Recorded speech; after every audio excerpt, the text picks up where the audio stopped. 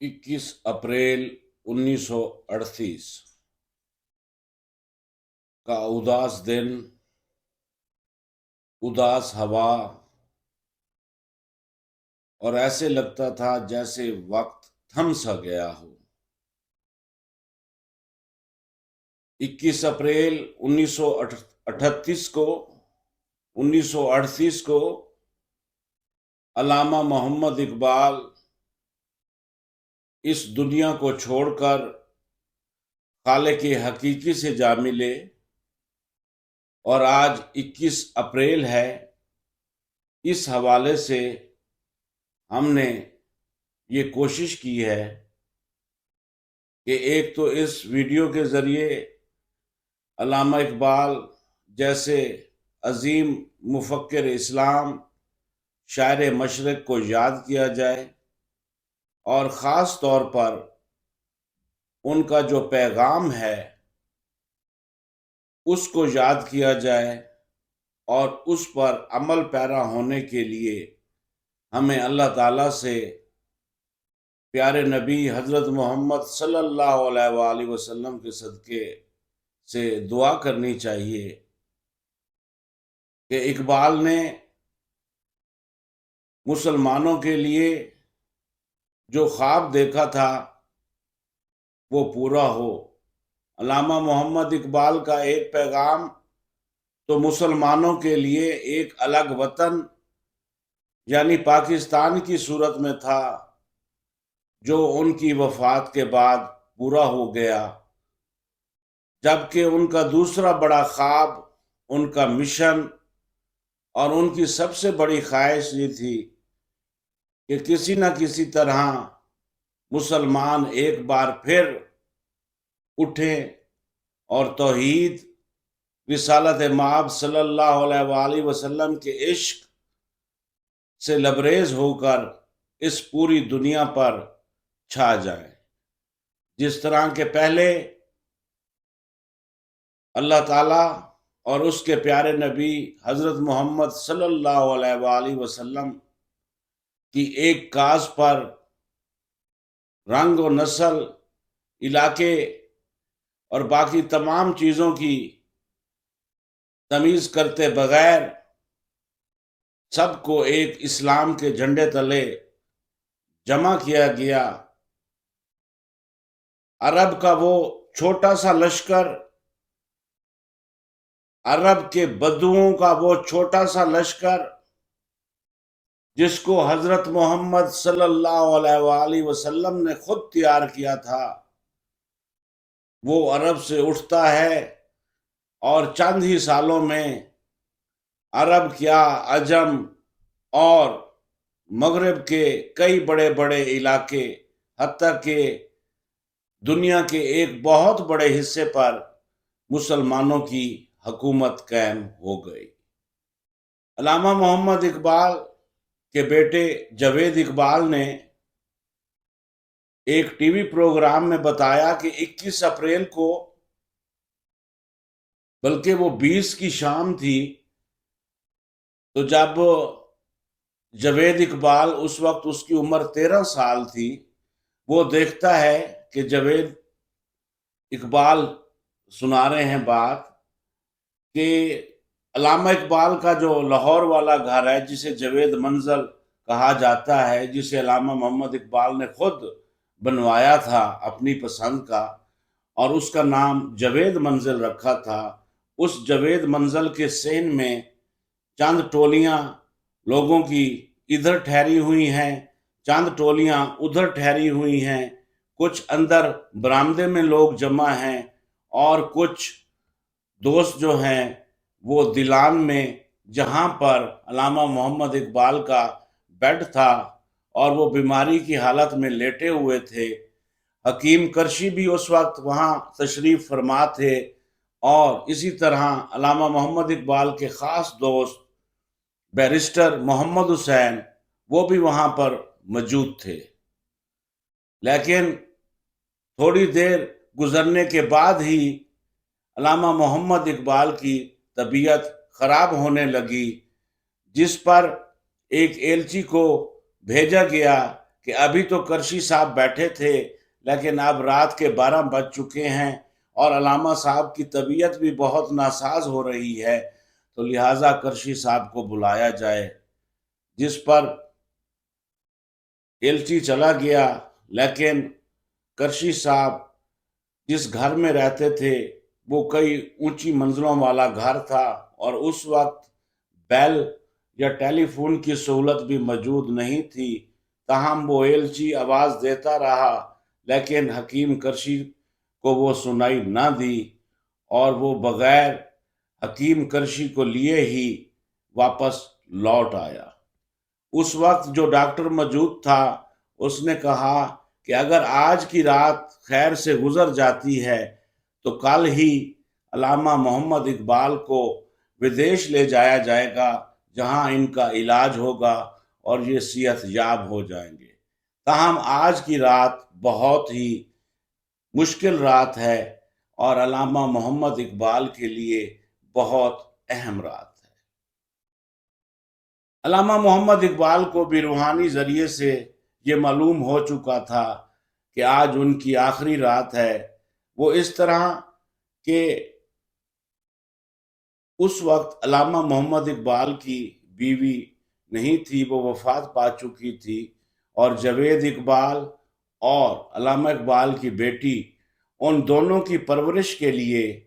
Aunty doors German خاتون کو made رکھا گیا تھا، جو ان بچوں کی دیکھ بھال کرتی تھی، ان کا کھانا پکا کر دیتی تھی۔ تو علامہ محمد اقبال نے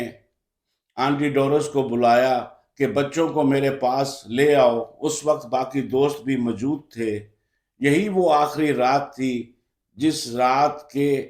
صبح کی اذانوں کے وقت علامہ محمد اقبال اپنے خالق حقیقی سے جا ملے۔ تو جب بچے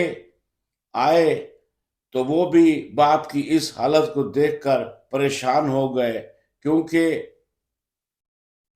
جاوید اقبال کی عمر اس وقت 13 سال تھی، لیکن ان کی بہن کی عمر وہ بہت تھوڑی تھی، اور وہ جا کر اپنے بابا سے یعنی علامہ محمد اقبال سے ان کی بیٹی لپٹ گئی، اور کافی دیر تک کبھی ادھر سے لپٹ جائے، کبھی ان کے گلے میں بازو ڈال کر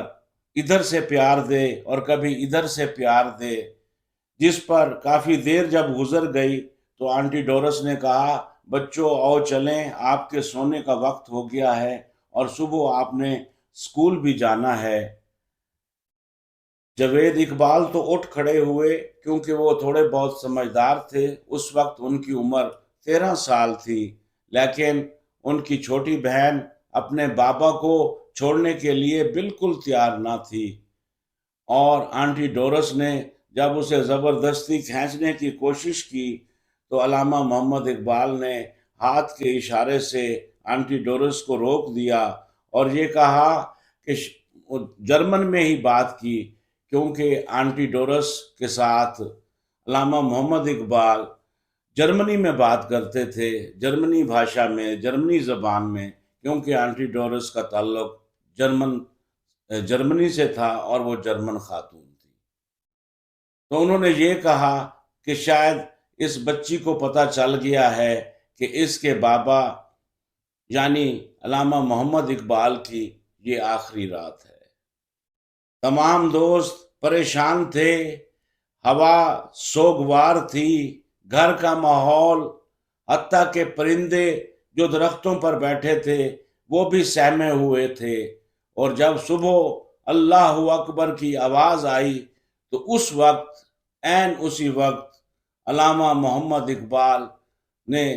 اس سے تھوڑی دیر پہلے اپنی ایک مشہور فارسی میں ربائی کہی، اور اس کے بعد ہنستے ہنستے اپنے خالق حقیقی سے جا ملے۔ اس سے تھوڑی دیر پہلے جب علامہ محمد اقبال کو درد کی شدت نے بہت زیادہ تنگ کرنا شروع کر دیا اور وہ اپنے بستر پر مچھلی کی طرح تڑپنے لگے، تو اس وقت جو موجود ڈاکٹر تھے اور بیرسٹر محمد حسین نے ڈاکٹر کو کہا کہ آپ علامہ صاحب کو نشے والا انجیکشن لگا دیں تاکہ ان کو تکلیف کی شدت کم محسوس ہو، جس پر علامہ محمد اقبال نے سختی سے منع کر دیا اور یہ فرمایا کہ میں موت کا کھلے دل سے استقبال کرتا ہوں اور اپنے پورے ہوش و حواس میں موت کا ذائقہ چکھنا چاہتا ہوں۔ میں بے ہوشی کی حالت میں، نیم بے ہوشی کی حالت میں موت میں نہیں جانا چاہتا، جس پر علامہ محمد اقبال کو وہ انجیکشن نہیں لگایا گیا، اور صبح کے وقت جب اذانیں ہو رہی تھیں تو اس وقت علامہ محمد اقبال اپنے خالق حقیقی سے جا ملے۔ کچھ دیر بعد ہی گھر میں لوگوں کا تانتا بن گیا اور دیکھتے ہی دیکھتے ہزاروں کی تعداد میں لوگ جمع ہو گئے۔ اسی وقت بیرسٹر محمد حسین کی سربراہی میں علامہ اقبال کے قریبی دوست جو تھے، انہوں نے ایک اقبال انجمن بنائی، اقبال سوسائٹی کے نام سے بنائی، کہ کس طرح ان کی تجہیز و تکفین ہونی ہے اور کس طرح اور کس جگہ علامہ صاحب کو ان کی وصیت کے مطابق مدفن کرنا ہے، دفن کرنا ہے، کیونکہ علامہ محمد اقبال کی یہ وصیت تھی کہ مجھے اللہ تعالیٰ کا گھر کا جہاں سایہ پڑ رہا ہو، مجھے اس جگہ پر آپ نے دفن کرنا ہے۔ اس کمیٹی نے، جس کی سربراہی بیرسٹر محمد حسین کر رہے تھے، اس وقت کے وائسرائے جو لاہور میں ان کے تھے، بڑے افسر، ان سے ملاقات کی اور اجازت طلب کی کہ ہم علامہ محمد اقبال کو، جو کہ اب اس دنیا میں نہیں رہے، ان کی میت کو ہم بادشاہی مسجد کے سائے میں دفن کرنا چاہتے ہیں، جس پر اس نے انکار کر دیا اور یہ کہا کہ آپ چیرنگ کراس والا جو چوک ہے یہاں دفن کر سکتے ہیں۔ اس کے علاوہ ایک دو اور جگہ اس نے بتائیں، وہ بھی لاہور کی مشہور جگہیں تھی، لیکن وہ عام پبلک پلیس تھی،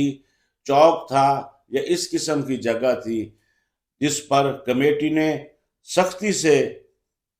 منع کر دیا کہ نہیں، اگر آپ نے ہمیں جگہ دینی ہے تو وہ علامہ محمد اقبال کی وصیت کے عین مطابق ہم نے لینی ہے وہ جگہ۔ کافی بحث و تکرار کے بعد، کافی دیر نیگوسیشن کے بعد، آخر اس وقت کے افسر نے کمیٹی کو اجازت دے دی کہ آپ علامہ محمد اقبال کو بادشاہی مسجد کے سائے میں دفن کر سکتے۔ جب گھر سے جنازہ چلا تو ہزاروں لوگ شامل ہو گئے اور بادشاہی مسجد کے پہنچتے تک لاکھوں کی تعداد میں لوگ نہ صرف جمع ہوئے بلکہ ہر آنکھ اشک بار تھی۔ ہر جنازے میں شامل ہونے والے مرد، عورت، بچے کا دل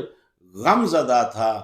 کیونکہ آج کے دن یعنی 21 اپریل 1938 کو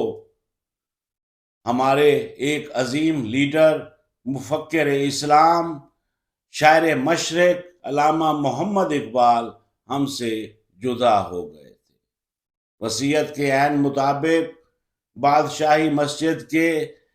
دروازے کے سیڑھیوں کے بالکل ساتھ، جہاں پر دوپہر کے وقت پوری بادشاہی مسجد کا سایہ علامہ حضرت علامہ محمد اقبال کی قبر پر پڑتا ہے، وہیں پر ان کو دفنایا گیا اور اس طرح علامہ محمد اقبال کی وصیت کو اس کے عین مطابق اس پر عمل کیا گیا۔ جیسے ہی دفنا کر لوگ پیچھے مڑے تو سیڑھیوں پر بیٹھی ایک بوڑھی عورت زارو قطار رو رہی تھی۔ کچھ لوگوں نے پوچھا کہ اے اماں، علامہ محمد اقبال آپ کے کیا لگتے تھے؟ تو اس بڑھیا نے جواب دیا، علامہ محمد اقبال کے ساتھ میرا خونی رشتہ تو نہیں ہے، وہ میرا کچھ نہیں لگتا، لیکن میں اتنا ضرور کہتی ہوں کہ اس نے ہندوستان بلکہ پوری دنیا اسلام کے لوگوں کے دلوں میں محبت پیدا کر لی ہے، ان کے دلوں میں گھر بنا لیا ہے۔ اور سب سے بڑی بات یہ کہ اس نے ہمیں سوچنے کا، خواب دیکھنے کا عمل بتا دیا ہے، اور ہمیں آگے بڑھنے کا جو میسج دیا ہے، اللہ تعالیٰ ہمیں اس پر چلنے کی توفیق دے۔ آج وہ شخص ہم سے بچھڑ گیا ہے جس نے ہمیں جینا سکھایا، جس نے ہمیں سوچنا سکھایا، اور یہ وہ شخص ہے جس کی باتوں پر اگر منو ان عمل کیا جائے تو کوئی شک نہیں، بہت تھوڑے عرصے میں پھر مسلمانوں کا نشاط ثانیہ عمل پیرا ہو سکتا ہے۔ اس میں کوئی ایسی بات نہیں ہے، کوئی ایسی مشکل نہیں ہے کہ دوبارہ مسلمانوں کا عروج نہ ہو، لیکن شرط صرف یہی ہے کہ ان باتوں پر عمل کیا جائے جن کے بارے میں علامہ محمد اقبال اپنے 2 کاموں میں بتا کے گئے ہیں، کیونکہ علامہ محمد اقبال نے خود یہ فرمایا ہے کہ میرا کام 2 حصوں میں ہے، ایک میری شاعری ہے اور دوسری میری نثر کی وہ کتاب جس کا ٹائٹل ہے The Reconstruction of Religious Thoughts in Islam۔ سب سے پہلے اس کے 6 باب تھے، لیکن اس کا 7واں باب ایرسٹوٹلین سوسائٹی جو لندن میں تھی اس کی فرمائش پر لکھا گیا، اور علامہ صاحب جب دوسری میز کانفرنس کے لیے لندن تشریف لے گئے تو پھر ایرسٹوٹلین سوسائٹی کی فرمائش پر انہوں نے وہاں پر 7واں خطبہ دیا، جس کا ٹائٹل یہ تھا کہ از ریلیجن پاسبل۔ اس کے علاوہ بھی باقی دیگر خطبے بھی، حتیٰ کہ یہ پوری کتاب جو ہے یہ ہم مسلمانوں کا سرمایہ ہے، اور میں اس ویڈیو کے ذریعے اپنی نوجوان نسل کو یہ پیغام دینا چاہتا ہوں کہ اس کا اردو ورژن بھی موجود ہے جسے سید نذیر نیازی نے ترجمہ کیا ہوا ہے، اور اس ترجمے کا زیادہ تر حصہ علامہ صاحب نے خود بھی دیکھا ہوا ہے، تو اس کو ہم اتھینٹک مان سکتے ہیں۔ اگر انگلش پڑھنے میں کوئی دقت محسوس ہوتی ہے تو اردو میں بھی اس کو پڑھا جا سکتا ہے۔ اردو میں تشکیل جدید الہیات کے نام سے یہ کتاب ہے، اور شاعری تو آپ کو پتہ ہے کہ ان کی مشہور کتابیں 5-6 جو ہیں وہ بچہ جانتا ہے۔ پہلا ان کا جو تھا وہ بانگ درا تھا، پھر بال جبرائیل تھا، پھر ارمغان حجاز تھا، تو اس طرح اور بھی باقی فارسی میں بھی ان کا اسرار خودی اور اسرار رموز خودی، رموز بے خودی، تو یہ ان کا فارسی کا کلام تھا۔ علامہ محمد اقبال کا کلام فارسی میں بھی موجود ہے، اردو میں بھی موجود ہے، اور انگلش میں بھی موجود ہے۔ آج کے اس دور میں، آج کے اس گیجٹ کے دور میں ہم علامہ محمد اقبال کی شاعری کو بڑے آسان طریقے سے سمجھ سکتے ہیں، کیونکہ ساتھ ہی ساتھ مشکل الفاظ کے میننگ بھی دیے ہوئے ہوتے ہیں اور آگے تشریح بھی کی ہوئی ہوتی ہے، جس کو پڑھنے کے بعد کم از کم اتنا ضرور پتہ چل جاتا ہے کہ اس شعر کے ذریعے علامہ محمد اقبال میسج کیا دینا چاہتے ہیں۔ اور آج یہاں آخر میں ایک بہت اہم بات کرنا چاہتا ہوں، وہ یہ ہے کہ آج ہمارے لیے سب سے بڑا مسئلہ وہ الحاد کا مسئلہ ہے کہ الحاد جس تیزی سے پھیل رہا ہے اس کو روکنے کے لیے اور اپنی نوجوان نسل کو اس کے چنگل سے بچانے کے لیے، کیونکہ اب یونیورسٹیوں میں عام فیشن بن چکا ہے الحاد کا، تو ان سے بچانے کے لیے ہمارے پاس صرف ایک دوائی ہے، اور وہ دوائی علامہ محمد اقبال ہے، جس کی the reconstruction of religious thought in اسلام اگر یونیورسٹی لیول کا اسٹوڈنٹ پڑھتا ہے تو وہ کبھی بھی ملحد نہیں ہوگا، بلکہ اسلام کا پکا شیدائی ہو جائے گا۔ اور اسی طرح ایف اے، بی اے، حتیٰ کہ میٹرک پاس بھی تھوڑی سی محنت کر کے اقبال کی اردو شاعری کو پڑھ کر ایک بار پھر اپنے اندر اسلام کا جذبہ زندہ کر سکتا ہے، اور اللہ تعالیٰ سے جو وہ بے وفائی کر چکا ہے ایک دفعہ پھر وفادار بنتے ہوئے وہ آگے چل پڑے گا۔ علامہ محمد اقبال، افسوس کہ ہم نے اتنے بڑے شخص کو کھو دیا، اس سے کوئی فائدہ نہیں اٹھایا، لیکن میں یہ بات کرنا ضروری سمجھتا ہوں کہ چاہے الحاد کا مقابلہ کرنا ہو یا ویسٹرن تہذیب کا مقابلہ کرنا ہو یا ان کے علم کا مقابلہ کرنا ہو، تو جس چیز کا بھی مقابلہ کرنا ہو، ان تمام چیزوں کا ہمیں پہلا بنیادی ٹھوس مواد علامہ محمد اقبال اپنی شاعری اور اپنی کتاب کے ذریعے فراہم کر چکے ہیں۔ تو اسی کے ساتھ ہی آج کا یہ ہمارا مختصر پیغام جو ہم